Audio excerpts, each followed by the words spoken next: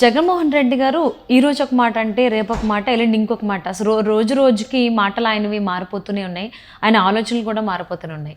మొదటి నుంచి కూడా నగర్ నుంచి రోజాని పోటీ చేయిస్తాము, టికెట్ ఇస్తాము అనుకున్న వ్యక్తి ఆల్ ఆఫ్ సడన్గా ఇప్పుడేమో ఆయన రోజాకి టికెట్ లేదు, ఒంగోలు ఎంపీగా ఆమెని పోటీ చేయించాలనేటువంటి ఆలోచనలో ఉన్నారన్నట్టుగా వార్తలు వినిపించాయి. ఇప్పుడు అది కూడా లేదు, స్క్రీన్ మీదకి ఆయన ఇంకొక పర్సన్ పేరు తీసుకొస్తున్నారు. సో అంటే ఇప్పుడు ఫైనల్లీ రోజాకి టికెట్ లేనట్టేనా ఈసారి? అసలు ఏంటి ఇది, ఎంతవరకు వాస్తవం? జగన్మోహన్ రెడ్డి అసలు ఏం చేయాలనుకుంటున్నారు? ఈ అంశానికి సంబంధించి మనతో మాట్లాడడానికి, వారి విశ్లేషణని మనతో పంచుకోవడానికి ఈరోజు మనతో పాటు ఉన్నారు సీనియర్ జర్నలిస్ట్ డివిఎస్ గారు ఉన్నారు. వారితో మాట్లాడదాం. నమస్తే అండి. నమస్తే.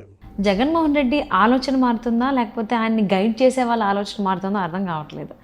ఆయన రోజుకు ఒక మాట మారుస్తున్నారు. మొదటి నుంచి కూడా నగర్ నుంచి రోజాని పోటీ చేయిస్తాము అని చెప్పి అన్న వ్యక్తి నగర్ నుంచి కాదు ఒంగోలు ఎంపీగా ఆమెకు ఛాన్స్ ఇస్తామన్నారు. ఇప్పుడు అది కూడా కాదు. సో ఆ ప్లేస్లోకి ఇంకొక వ్యక్తి వచ్చారు, చెవిరెడ్డి భాస్కర్ రెడ్డి అన్నట్టు పేరు వినిపిస్తుంది. సో వీటిలో ఎంతవరకు వాస్తవం? అసలు ఎందుకు జగన్మోహన్ రెడ్డి ఇన్ని రకాలుగా మాటలు మారుస్తున్నారా, ఆలోచనలు మారిపోతున్నాయా, వేరే వాళ్ళు మారుస్తున్నారు? అసలు ఏం జరుగుతుంది ఆయనకి సంబంధించి? ఏమై ఉండొచ్చు అంటారు? అంటే రోజాకు జగన్మోహన్ రెడ్డి జలక్ ఇచ్చాడా, లేకపోతే జగన్కే రోజా జలక్ ఇస్తుందా? అంటే వైస్ వర్సా అన్నమాట. ఇప్పుడు టికెట్టు ఆయన ఇవ్వకపోతే, అసెంబ్లీ టికెట్ ఇవ్వకపోతే ఈమెకి ఒక 10-20 కోట్లు మిగిలినట్టు, ఎటు ఓడిపోయేది. కాబట్టి పార్లమెంట్ టికెట్ ఇవ్వకపోతే ఒక 100 కోట్లు మిగిలినట్టు రోజాకి. అంటే ఒకట్లే, రోజాకి టికెట్ ఇచ్చినా ఖర్చు ఏం కాదు, ఆమెకి ఇంకా బయట వసూళ్ళు వస్తాయి. ఏది మామూలు విరాళాలు వెల్లువెత్తుతాయన్నమాట. వీళ్ళందరికీ కూడా అదే. చెవిరెడ్డి భాస్కర్ రెడ్డికి టికెట్ అంటున్నారు, ఏది పార్లమెంట్. అక్కడేదో నడుస్తుంది ఒంగోలు పార్లమెంట్ ఇష్యూలో. మాగుంట శ్రీనివాసులు రెడ్డి ఏమైనా పెద్ద మగవాడా ఏంటి, ఆయన 2 జిల్లాల్లో గెలిపిస్తాడా? ఇచ్చే ప్రసక్తే లేదు అన్నాడంట జగన్మోహన్ రెడ్డి. మనం మీడియాలో చూసాం. బాలినేనేమో పట్టుబడుతున్నాడు, ఏంటి మాగుంటకే సీట్ ఇవ్వాలి ఎంపీగా. అతని వల్ల, ఆ కుటుంబంకు ఉన్నటువంటి గుడ్ విల్ వల్ల దాని ఇంపాక్ట్ 2 జిల్లాల్లో పడుతుంది. నెల్లూరు, ప్రకాశం జిల్లాల్లో మనకి వైసీపీకి బాగా అక్కడ స్వీప్ చేసే అవకాశం ఉంది. కాబట్టి ఆయనకే ఇవ్వాలని పట్టుబడుతున్నాడు బాలినేని. ఇప్పుడు బాలినేని పట్టు మరి విడుస్తాడా, జగన్మోహన్ రెడ్డి పంతం నెగ్గించుకుంటాడా, మనం చూడాలా. ఆల్రెడీ బాలినేని ఇప్పుడు మొన్న ఒక రోజు సీఎం గేటు దాకా వచ్చినాడు, వెనక తిరిగి వెళ్ళిపోయాడంట. నిన్న లోపలికి వచ్చినాడు, మళ్ళీ ఇంకోసారి సీరియస్ వార్నింగ్ ఇస్తే మాగుంటకు నేను పోటీ చేస్తా, లేకపోతే మాగుంట చేయడు, నేను చేయను, మా దారి మేము చూసుకుంటామని తెలుగుదేశంలోకి వెళ్ళిపోతామనో ఏదో మొత్తానికి చెప్పినట్టున్నాడు. ఆల్రెడీ మాగుంట శ్రీనివాసులు రెడ్డి తెలుగుదేశం వాళ్ళతో టచ్లో ఉన్నాడు, సంప్రదింపులు కూడా జరిగాయి అంటున్నారు. ఏదైనా జగన్మోహన్ రెడ్డి జుట్టు బీక్కుంటున్నాడు. ఆయనకి వాళ్ళ అభ్యర్థులు దొరకట్లేదు. వరుస పెట్టి 5 ఎంపీలు కాడి కింద పడేశారు. మచిలీపట్నం వల్లభనేని బాలశౌరితో బిగినైంది. ఏంటి, బాలశౌరి రేవంత్ రెడ్డి ఏదో ముఖ్యమంత్రి అయిన సందర్భంగా ఢిల్లీలో ఏదో పార్టీ ఇచ్చాడని ఆ డిన్నర్కి వెళ్ళినందుకు బీఫామ్ రేవంత్ దగ్గర తెచ్చుకో అన్నాడంట. అంత సీనియర్ బాలశౌరి కొంచెం మనస్తాపం చెంది ఇక రిజైన్ చేసేసి జనసేనలో చేరిపోయాడు. సేమ్ ఎపిసోడు నరసరావుపేట లావు కృష్ణదేవరాయలు. అక్కడ పల్నాడులో ఉన్న వైసీపీ ఎమ్మెల్యేలంతా ఆయనే కావాలి అని పట్టుబట్టారు. కృష్ణదేవరాయలు కంటెస్ట్ చేస్తేనే మేము గెలుస్తామన్న దీంట్లో ఉంటే సేమ్ అదే మళ్ళీ రిపీట్.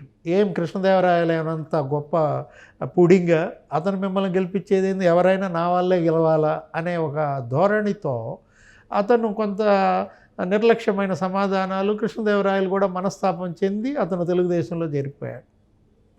డాక్టర్ సంజీవ్ కుమార్ ఒక ఎంపీ, ఎక్కడ, కర్నూలు. ఆయనకు అసలు 5 ఏళ్లలో 2 సార్లు అంటే సీఎం అపాయింట్మెంట్ ఇచ్చింది. BC MP.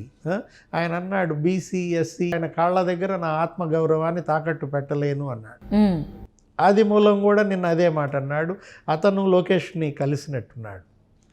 అంటే ఏ విధంగా జగన్మోహన్ రెడ్డి యొక్క ఈ అహంభావం వల్ల వీళ్ళు దూరం అవుతున్నారు. ఎవరూ దొరక్క చెవిరెడ్డిని ఒక చోట కంటెస్ట్ చేయమని, రోజాను ఇంకో చోట కంటెస్ట్ చేయమని అతను బతిమలాడుకునే పరిస్థితి. ఇప్పుడు రోజా పరపతి ఏంటి, రోజాకు ఉన్నటువంటి ఇమేజ్ ఏంటి?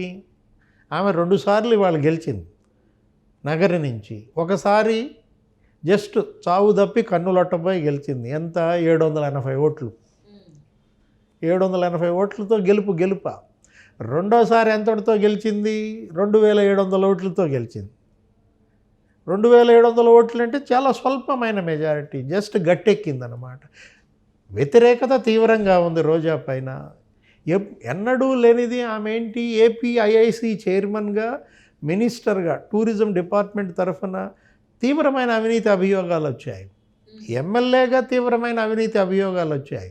అక్కడ పుత్తూరు మున్సిపల్ కౌన్సిలర్ ఎవరో నా దగ్గర 70 లక్షలు తీసుకున్నాడు రోజా తమ్ముడు, పుత్తూరు మున్సిపల్ చైర్మన్ ఇస్తానని చెప్పి ఆమె ఆ సాక్ష్యాలతో సహా చూపించింది. ఏంటి, ఆ వీడియోలతో సహా. అతను ఎవరో సత్య అనేవాడికి 40 లక్షలు ఇచ్చాను, నా డబ్బు నాకు ఇవ్వండి, లేకపోతే నాకు చెప్పిన పదవి ఇవ్వండి, పదవి ఎటు ఇక టైం అయిపోయింది కాబట్టి నా డబ్బు నాకు తిరిగి ఇవ్వమని చెప్పి ఆమె కాల్ చేస్తాను. షర్మిల ఏమో ఇది, రోజా ఏమంటుంది, ఎక్కడికి ముడిపెడుతోంది.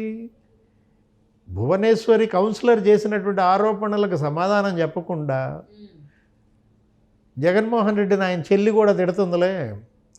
భువనేశ్వరి నన్ను తిడతానికి ఏముంది కౌన్సిలరు అంటే, ఒక రకంగా జగన్మోహన్ రెడ్డి నోరు కూడా ముంచే ప్రయత్నం. ఎంత గడుసు నేతో చూడు మరి రోజా. అంటే ఏంటి, జగన్మోహన్ రెడ్డి కనుక నిన్ను పిలిచి, రోజా ఏంటి నీ మీద అమ్మాయి 70 లక్షలు తీసుకున్నావంటే అని అడిగితే, నీ చెల్లి నీ మీద చేస్తున్న అవినీతి ఆరోపణల సంగతి ముందు నువ్వు చూసుకో అని ఇండైరెక్ట్గా జగన్కే ఝలక్కిచ్చింది. అందుకే అతను రోజా చీటీ చించేస్తున్నాడు. ఎంపీగా వదులుచుకోవాలని చూశాడు. ఎంపీగా నేను ససేమిరా అంటోంది. ఇప్పుడు మరి నగరి ఎలా ఖాళీ చేయించాలా, బలవంతంగా రోజాను ఎలా బయటికి పంపాలా? నెక్స్ట్కి ఇచ్చేది ఏంటయ్యా అంటే, నువ్వు స్టార్ క్యాంపెయినర్వి, రాష్ట్రం మొత్తం తిరగాల. ఇవాళ నాకు తల్లి చెల్లి మరి వాళ్ళు కూడా ప్రచారానికి వస్తారని లేదు కదా. షర్మిల కాంగ్రెస్ పార్టీ తరఫున వెళ్ళిపోయి నా మీద ధ్వజమెత్తుతోంది. మరి నువ్వే షర్మిల పాత్ర వహించాలా? కాబట్టి చెల్లి రోజా రాష్ట్ర వ్యాప్త పర్యటనలకు సిద్ధంగా, నాతో పాటు నువ్వు కూడా మొత్తం స్టార్ క్యాంపెయినర్ వైసీపీ తరఫున సుడిగాలి ప్రచారం చేసి రాష్ట్రం మొత్తం తిరిగి వైసీపీ అభ్యర్థులందరినీ గెలిపించాల్సిన బృహత్తర బాధ్యత నీకు ఇస్తున్నా అని జగన్మోహన్ రెడ్డి రేపు తాడేపల్లి ప్యాలెస్కి పిలిచి చెప్తాడు. కౌన్సిల్ పంపిస్తానో, రాజ్యసభకు పంపిస్తానో ఏదో కొన్ని బిస్కెట్లు వేయాలని చూస్తాడు. మరి నమ్ముద్దా? ఎందుకంటే జగన్మోహన్ రెడ్డి నైజం వాళ్ళందరికీ తెలుసు. కాకపోతే మరి తప్పదు. ఎందుకని, రోట్లో తలబెట్టినాక రోకటి పోటుకి వెరిచే పరిస్థితి ఉండదు. జగన్మోహన్ రెడ్డి రోట్లో తలబెట్టింది, మరి అతను దేంతో చితకపొడుచు రోకటి పోటుకు వెరుస్తుందా? అవును. సో ఈసారి అయితే రోజాకైతే టికెట్ లేదని అర్థమైపోతుంది.